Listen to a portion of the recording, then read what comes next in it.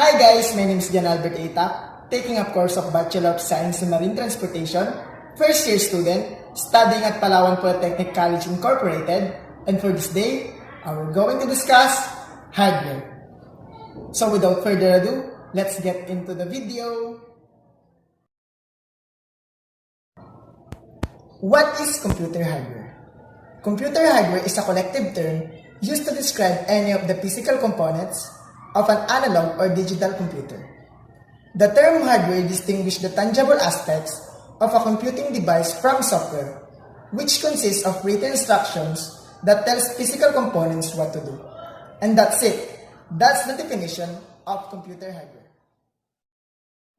Computer hardware can be categorized as having either internal or external components. Internal components include such as the motherboard, Central Processing Unit or CPU, Random Access Memory or RAM, hard drive, optical drive, heatsink, power supply, transistors, chips, Graphics Processing Unit or GPU, Network Interface Card or NIC, and Universal Serial Bus, USB port. These components collectively process or store the instruction delivered by the program or operating system, OS. And that's it. That's the two components of the computer hardware. Later on, I will discuss each item that are included in the internal components. But for now, let's move on to external components. What is external components? External components, also called as peripheral components, are those items that are often connected to the computer in order to control its input or output. Common input components include a mouse, keyboard, microphone, camera, touchpad, stylus, joystick, scanner, USB flash drive, or memory card. While monitors, printers, speakers, headphones, earphones, or AirPods are all examples of output computer hardware components. All these hardware devices are designed to either provide instruction to the software or render result from its execution. Now, let's move on to hardware virtualization. Hardware virtualization is the abstraction of physical computing resources from the software that uses the resources. This is made possible by virtual machine, VM, manager called a hypervisor.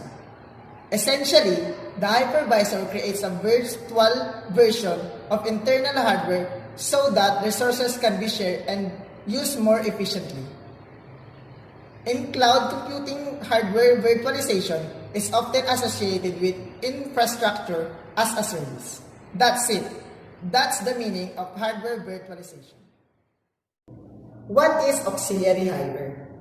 Auxiliary computer hardware is equipment that used for input, output, and data storage, including an adapter that enables one type of device to communicate with another and a complementary metal oxide semiconductor, CMOS, an onboard battery-powered semiconductor chips inside a computer that store data, including system hardware setting and system time and date.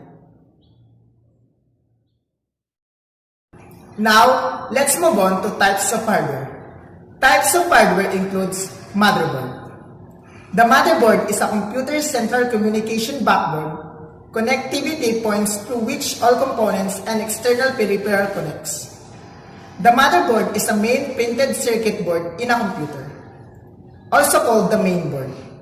The motherboard holds important components includes CPU, RAM, power supply, graphics card, and sound card. And that's the definition of the motherboard. Second, we have CPU, or Central Processing Unit. The CPU is responsible for processing most of computer data, turning input into output. Number 3, we have random access memory or RAM. The hardware is a computer where the OS, application program, and data are being used are kept so the device processor can quickly reach them.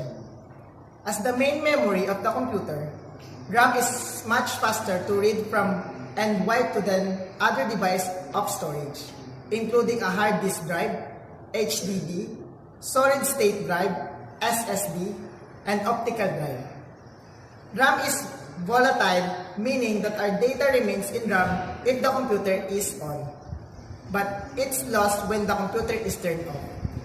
The OS and other files are reloaded into RAM, usually from SSD or HDD, when the computer is rebooted. 4. We have display screen. A display screen may be an external monitor or it may be built into a computer. A touchscreen display is sensitive to pressure, such as a user interact with the device by touching picture or words on the screen. 5. We have hard disk drive or HDD. A hard disk drive is a non-volatile memory (NVMe) hardware device. An HDD stores OS files, application problems, media, and other documents. The HDD can store data permanently even in the event of power failure. 6. We have solid-state drive or SSD. A solid-state drive is a type of non-volatile storage device that will store persistent data on solid-state flash memory. An SSD consists of flash controller and NAND flash memory. Unlike an HDD, an SSD doesn't have any moving parts. SSD use flash-based memory, which is significantly faster than traditional mechanical hard disks. Since they non-mechanical, SSD use less power, which means longer battery life when they're built into a laptop computers. 7. We have graphics card. A graphics card is responsible for rendering graphics in a computer and projecting information into a screen. A graphics card aims to remove the processing strain from the processor or RAM. 8. We have removable devices. Any type of storage device that can be removed from a computer while system is running, including USB cards and optical discs, such as impact disc, CD, Blu-ray disc, and digital versatile disc, DVD. 9. Power supply. The power supply converts the power from the outlet into usable power from the other components inside the computer. Typically, more power is needed to run more complex system. For example, a desktop computer with a high-end motherboard, a custom liquid cooling lamp, and dual GPU will need a high wattage computer power supply than a system that is not so complex.